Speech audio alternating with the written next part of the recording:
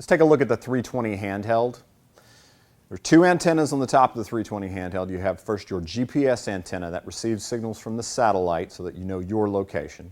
Then you have your RF antenna. This is picking up the signal that's coming from the dog's transmitter that's bringing in the dog's location. You have your glass screen. Then you have your control buttons. Several things here. You have your in and out button, which are for moving around on the map. You have your arrow controls, which are moving on the map, also moving between menu screens. And then you have your map button, your menu button, your enter button, your back button, your mark button, and your dog button. The dog button and the map button allow you to move back and forth between the two major screens for dog tracking, which is the compass screen or the map screen. On the side of the unit, you have your power button, which allows you to turn the unit on and off. It also takes you to a quick screen, which references your GPS signal, shows you how much battery life your handheld has, and it gives you quick access to your backlight for the screen image. On the back of the unit, you have your port. The port is used for either running it from a vehicle with a power adapter or for downloading and uploading information, updating software, and downloading map tracks to your computer. You have your backbone, which this is designed to work with a number of Garmin accessories for carrying the unit. You have your battery compartment. Underneath the batteries is a slot for a micro SD card, which you can use for maps. And then on the bottom of the unit, you have a lanyard attachment so that you can tie the unit to you and keep up with it in the field. There are two main screens for viewing your dog. There's the map screen and then the compass screen. The compass screen gives you a compass view, and then it will have a line that shows the direction that your dog is from you. It'll have the dog's name and the distance, so that you can look down on the map and see that your dog is in front of you. Let's say that direction is north, and he's 150 yards. This allows you to keep up with multiple dogs from this screen. You can see up to 3 dogs from the compass screen at a time. And it's an easy way to keep up with multiple dogs and know where they are in relation to where you are. And then you press the map button to go to your map screen. The map screen shows your location on the map. You are a triangle in the lower middle section of the map. And then it shows all of your dogs and where they are running. The map's very customizable. It allows you to see the trail so that you can see where the dog has been. It allows you to see anything that's on the map. The basic map that comes with the system is it's pretty basic. It shows major highways and it shows city locations, but you have the option of upgrading to either topo maps or satellite image maps, and so that you can know exactly where everything is. And these are the two main screens that you use to keep up with your dogs.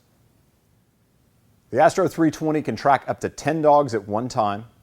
The system's designed where it's expandable, so you can buy a 1-dog system and you can add extra T5 collars when you need them. You can track multiple dogs at the same time. You can see multiple dogs on the map screen and multiple dogs on the compass screen at the same time, and then you can also move back and forth between dogs. You also have the option of matching the colors to the collar straps. When we sell a multi-dog system, it comes with different collar strap colors, so that way you can match everything up so you can look down and see who is who and keep up with different dogs on the map screen. Allows you to track up to 10 dogs at one time. The Astro 320 is more than just a dog tracker. It's also a full-featured GPS. It keeps up with where you are in the woods. It'll get you back to your vehicle. You can mark locations of all sorts of things.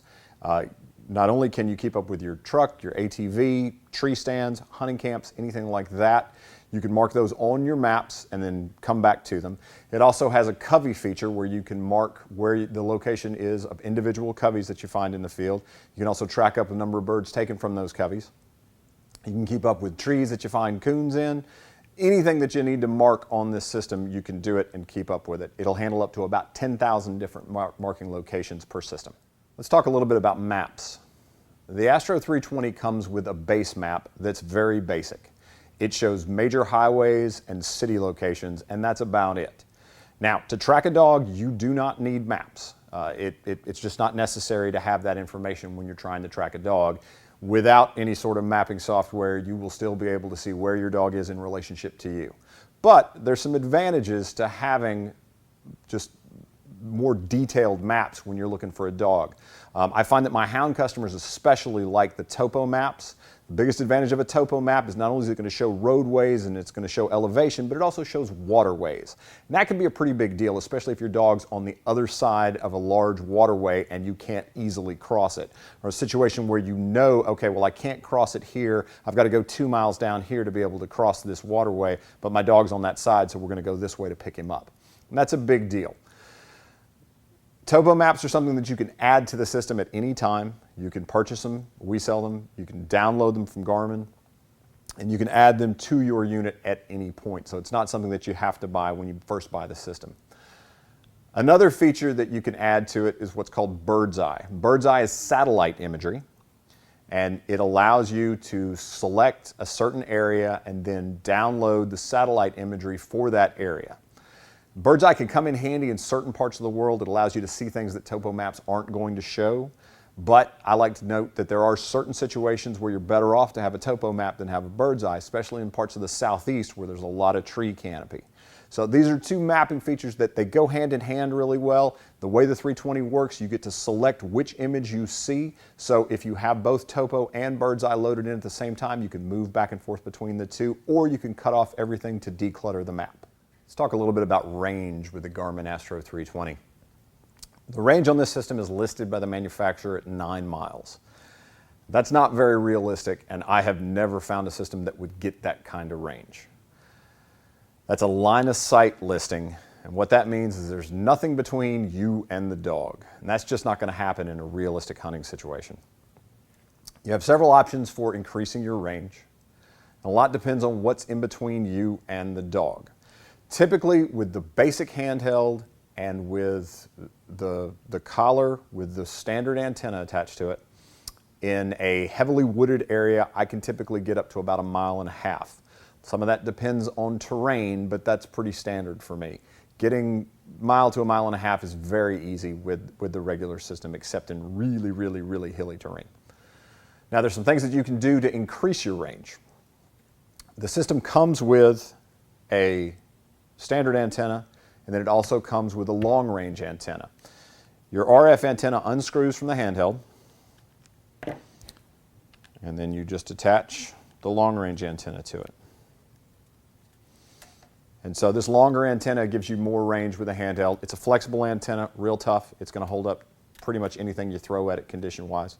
And so for a lot of folks with bigger running dogs, it's a great idea just to go straight to the long-range antenna and not even worry about the short antenna. For those of you that have a really big running dogs and you're working out of a vehicle, I recommend you take a look at the car top antennas. Basically, this is a longer magnetic mount antenna that also attaches into your handheld. It's designed to go on the roof of your truck.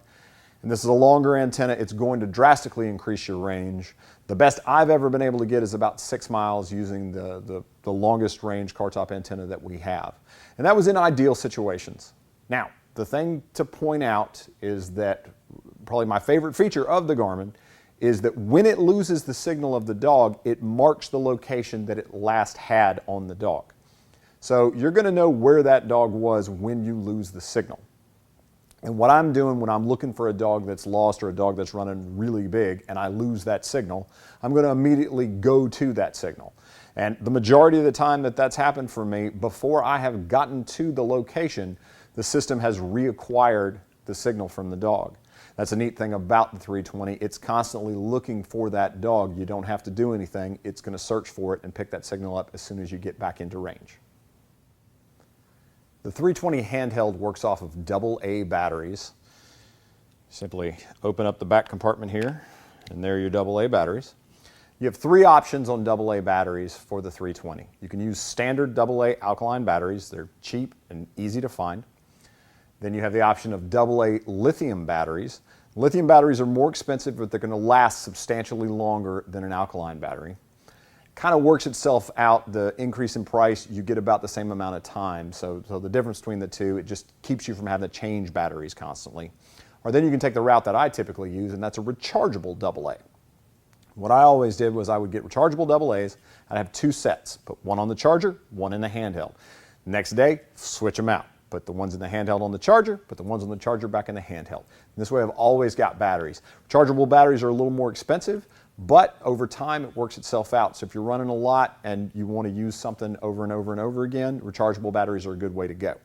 Now, you can move back and forth between any of these 3 options no matter what. It's pretty simple. You can run lithiums and then switch over to rechargeables and then switch over to alkalines. But there's a setting in the menu option that where you need to tell the unit which kind of batteries you're running.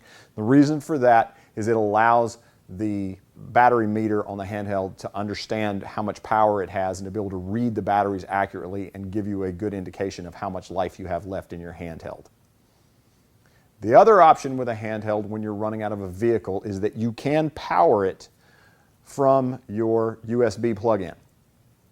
But keep in mind that all this does is run the unit. It does not recharge your batteries.